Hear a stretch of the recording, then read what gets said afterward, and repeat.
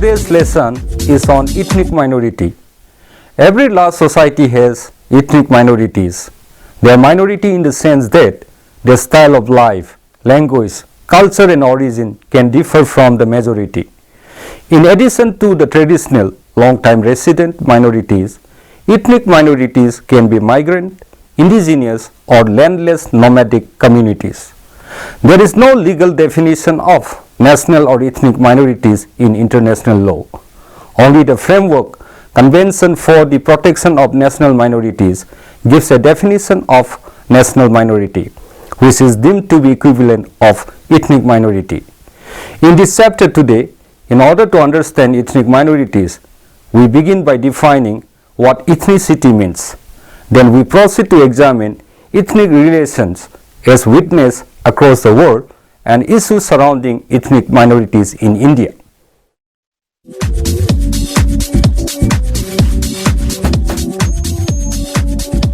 Understanding ethnicity. Ethnicity refers to the differentiation of groups of people who have shared cultural meanings and memories through social interaction. In classical Greek, the term ethnos and ethnokos were used to refer to a collectivity that shares similar cultural or biological characteristics. Today, ethnicity usually refers to the differentiation of social groups on the basis of four distinct criteria. First, a notion of homeland or place of common origin is a key element. It is often linked to the idea of a diaspora, where an ethnic group has migrated from the homeland to form communities elsewhere whose members identify with their place of origin. Second, a common language, either distinctive in itself or a distinct dialect of a language shared with others. Third, identification with a distinct religion, for example Sikhism, or a religion shared with others can be a central feature of many ethnic groups. Finally, a common culture with distinctive social institutions and behavior, diet and dress, as well as a common tradition or shared history of one's own people or nation are other criteria used in specifying ethnic groups. Scholars have made various attempts to develop typologies of ethnicity. These typologies include indigenous peoples, dispossessed and overwhelmed by colonizers. The United States, Canada, Australia and New Zealand have similar histories regarding ethnic minorities. Indigenous groups are also found in Latin America and in most Asian countries. Other categories and contexts include migrant workers, their descendants forming strong ethnic communities, for example Turks in Germany or Pakistanis in the United Kingdom. Then there are ethno-nations, for example the Quebecers in Canada or the Basques in Spain. Ethnic minority. According to Daniel Smulla, national or ethnic minority can be understood as a group of people within a given national state, which is numerically smaller than the rest of the population of the state or a part of the state, which is not a dominant position, which has culture, language, religion, race, etc. distinct from that of the majority of the population, whose members have a will to preserve their specificity, whose members are citizens of the state where they have the status of a minority, which have a long-term presence on the territory where it has lived. Three broad categories can be identified as issues surrounding ethnic minorities. The first category includes the most severe acts involving mass societal aggression. 5 sets of examples can be mentioned here. First is the annihilation of native peoples in North America, South Africa and Australia from the 17th to the 20th century. Second example can be the Nazi Holocaust during the Second World War, that is from 1939 to 1945. Third is the plantation slavery from the late 17th to the mid 19th centuries. For example is the massacres of Tutsi by Hutu in Rwanda in 1994. And finally, mention can also be made of ethnic cleansing of the cookies by the Nagas in the 1980s in India and Kosovar Albanians by Serbs in the 1990s. The second category of ethnic exclusion and discrimination involves lack of social rights such as denial of access to opportunities and rewards. This led to injustice which constrained the ethnic community from political participation. This was common in all the continents. A third category of ethnic discrimination includes the use of derogatory or abusive language or forms of representation that are felt to be offensive. For example, Chinky is a term used by mainland Indians to denote the northeastern people of India. Some of the most cited factors include legacy of colonial divide and rule policies, the downfall of the state economy, the lack of a common cultural system, the primordial ethnic differentiation based on color and physical structure, etc. United Nations and ethnic minorities. Since its formation in 1945, the United Nations developed a number of norms, procedures, and mechanisms concerned with minorities. The 1947 Subcommission on Prevention of Discrimination and Protection of Minorities, the 1966 International Covenant on Civil and Political Rights, and the 1992 Declaration on the Rights of Persons belonging to national or ethnic, religious, and linguistic minorities, hereafter United Nations Minorities Declaration, recognize and protect the rights of persons belonging to minorities. The subcommission was first formed in 1947 under the auspices of the Economic and Social Council. It was replaced by the Human Rights Council in 2006. Its primary mandate is described as to undertake studies, particularly in the light of the Universal Declaration of Human Rights, and to make recommendations to the Commission concerning the prevention of discrimination of any kind relating to human rights and fundamental freedoms and the protection of racial, national, religious, and linguistic minorities. One of the first initiatives of the subcommission was to investigate genocide, as by the middle of the 1970s, the Genocide Convention had not been ratified by all the members of the Security Council and appeared to be moribund after 20 years of inaction. Over the next decade, the subcommission launched a number of initiatives which included publication of the Ruhashyankiko report in 1978 and the Whitaker report in 1985. The Ruhashyankiko report ignited a political debate on account of the review of historical genocide. The Whitaker report suggested that considerations should be given to ecocide, ethnocide, and cultural genocide. The report created further controversy as it stated that the Nazi aberration has unfortunately not been the only case of genocide in the 20th century.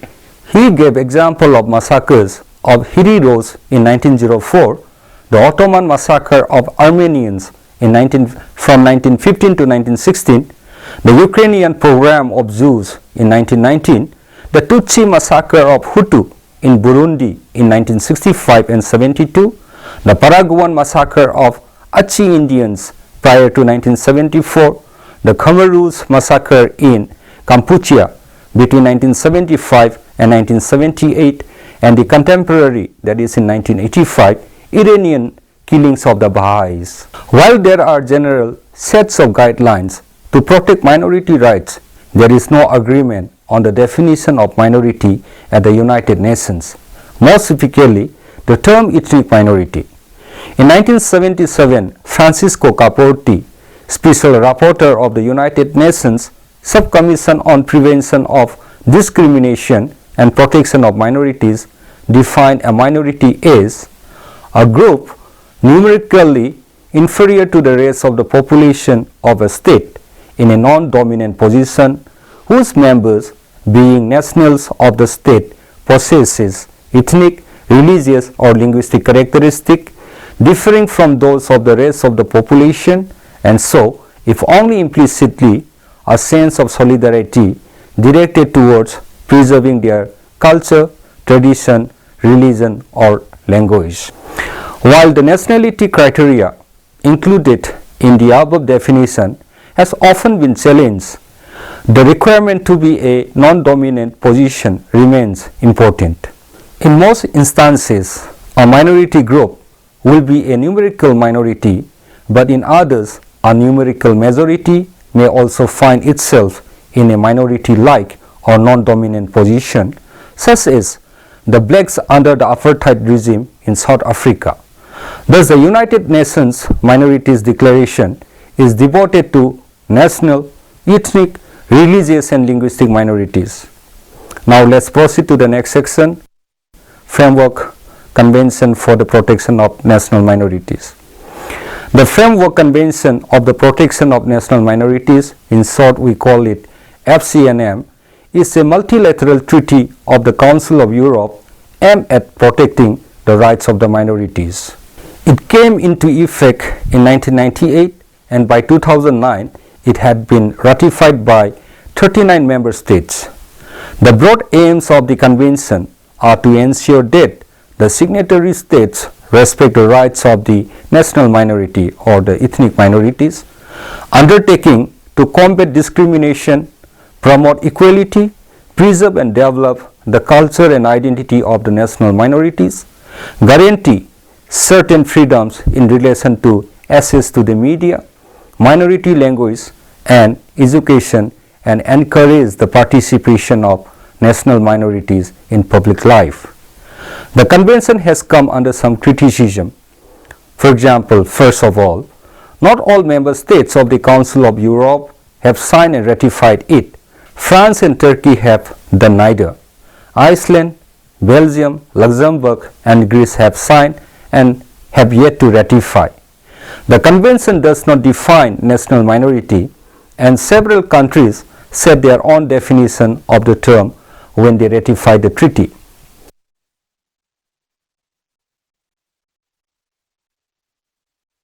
Ethnic minorities, the Indian experience. India can be described as a nation of minorities. The People of India project listed 5,633 communities in India, and in that 635 were categorized as tribal, of which 213 are in the northeast Indian states. Although the constitution is silent on the definition of ethnic minority, it is understood to be Adivasis, who are constitutionally described as the scheduled tribes.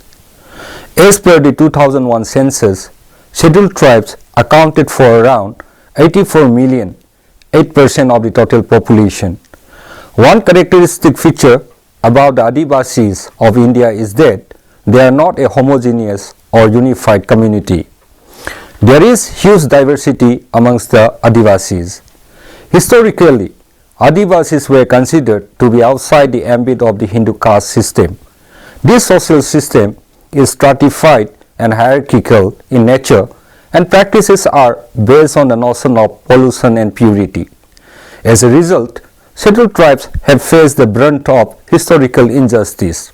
Even today, they continue to face discrimination, social segregation, and ostracism in many aspects of public and private life.